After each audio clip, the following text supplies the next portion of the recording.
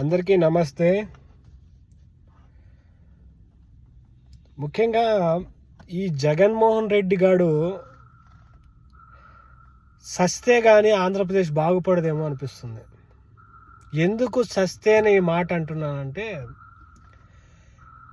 వీడికి దైవభక్తి అన్నా పడదు, కుల మతాలను రెచ్చగొడతాడు, కలుసున్న వాళ్ళని విడగొట్టాలని చూస్తాడు. వాడేమో విజయసాయిరెడ్డి ఏమంటాడు, పవన్ కళ్యాణ్ చంద్రబాబు నాయుడు ఇద్దరు కలిసి ఉంటే నువ్వు ఎప్పటికీ సీఎం అవ్వలేవు అని మాట వాడంటాడు.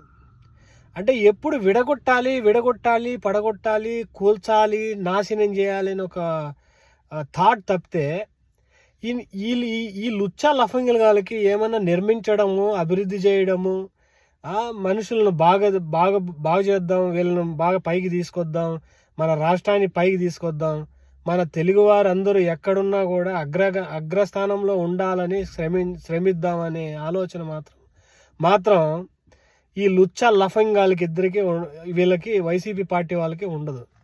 ముఖ్యంగా నేను ఒకటే బాధ అనిపించి ఈ వీడియో చేస్తున్నాను.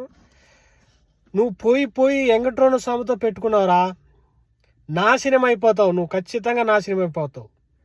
నీ బ్రతుకు బస్టాండ్ పాల కాకపోతే చూడో దగ్గరలో తునాతునకలు అయిపోతావురా. నువ్వు దేవునితో రాజకీయాలు చేస్తున్నావు, మనుషులతో చేయరా.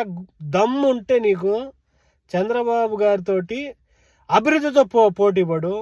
ప్రజలకి ఏం చేస్తానని ఒక సిద్ధాంతం ఉంటుంది కదరా, దాన్ని పట్టుకొని నువ్వు ఖచ్చితంగా డిబేట్ పెట్టుకో. ఏం చేస్తావు అది అట్ట చేయి. కానీ దేవునితో కల్తీ నెయ్యి వాడి మాలాంటి హిందువులందరి మనోభావాలందరినీ దెబ్బతీసేలా చేసావు కదరా మూర్ఖుడా.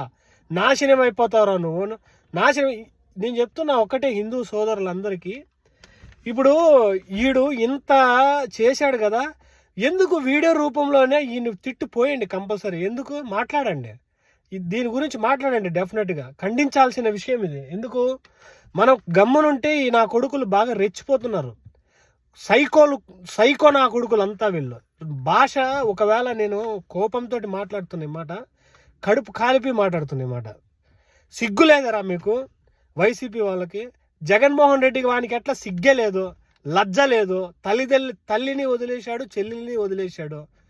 వాడికంటే వాడు బ్రతికే కాదు, యాక్చువల్లీ వాడు మనిషి రూపంలో ఉన్న నరరూప రాక్షసుడు వాడు చెప్పాలంటే. అందుకనే నేను అనేది ఏంటంటే, మీరైనా ఇప్పుడు వీడియో రూపంలో అయినా కూడా ప్రభుత్వానికి సపోర్ట్గా ఉండండి.